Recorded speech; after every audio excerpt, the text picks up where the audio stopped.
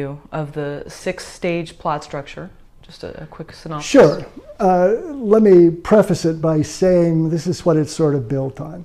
I mean, my underlying philosophy of all storytelling, whether you're a novelist or screenwriter, movie maker, TV writer, whatever it might be, is that your primary goal as a storyteller must be to elicit emotion. You must create an emotional experience for the audience, if it's a movie or a play, or for the reader, if you're a screenwriter and you have to get it read so you can get the movie made, or if you're a novelist or whatever.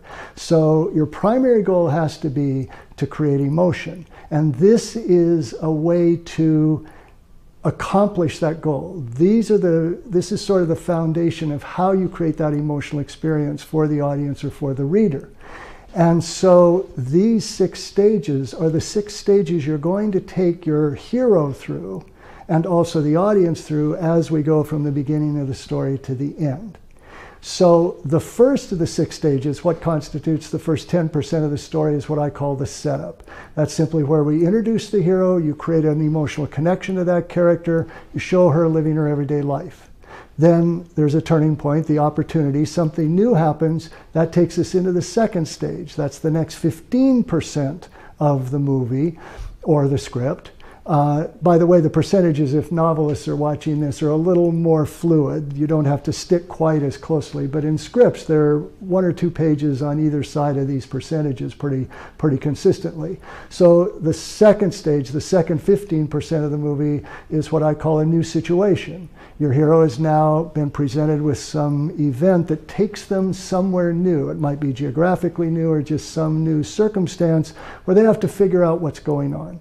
Then something happens at the 1/4 mark, at the end of Act 1, that is going to move the character towards a specific visible goal.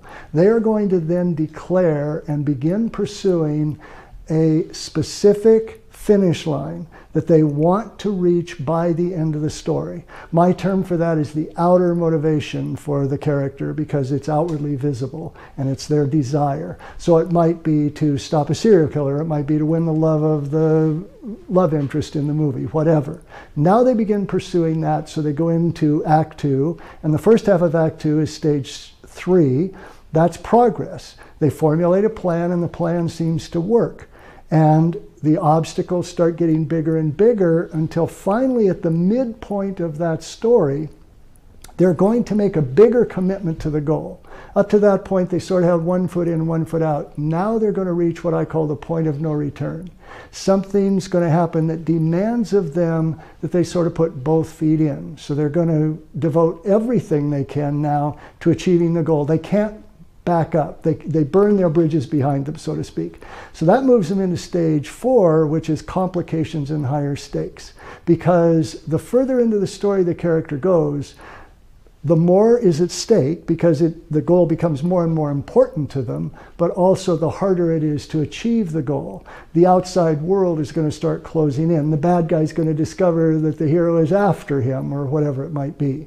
So it gets tougher and tougher and tougher, until at the 3/4 mark, right at the end of Act 2, the hero is going to suffer or encounter a major setback. Something's going to happen that destroys seemingly any hope of achieving the goal. The plan is out the window, the worst possible thing that could happen happens, and so in response to that, the hero will do 2 things. First, the hero is going to retreat and try and go back to the life they were living at the beginning and give up on the goal. But that doesn't work. They're not satisfied, they're not fulfilled, or they just can't give up because somebody's life is at stake or whatever. So then they make one last all or nothing, do or die final push. And that's stage 5, which is the final push. It's putting everything on the line, giving every ounce of courage and energy they have until they reach the final turning point, the 5th turning point, and that's the climax. That's where everything gets resolved. That's where the hero faces the villain for the last time, or the hero wins the love of the love interest, and they decide they're going to live happily ever after, or whatever that climax might be. And then the 6th stage is what I call the aftermath, because we need to see the new life that this hero, that this character is going to live, having completed this journey. And that's pretty much it. It's like a before and after picture. Starting out in an everyday life, going through this journey to accomplish this goal, and then in the end, seeing how their life has been transformed because they took this journey.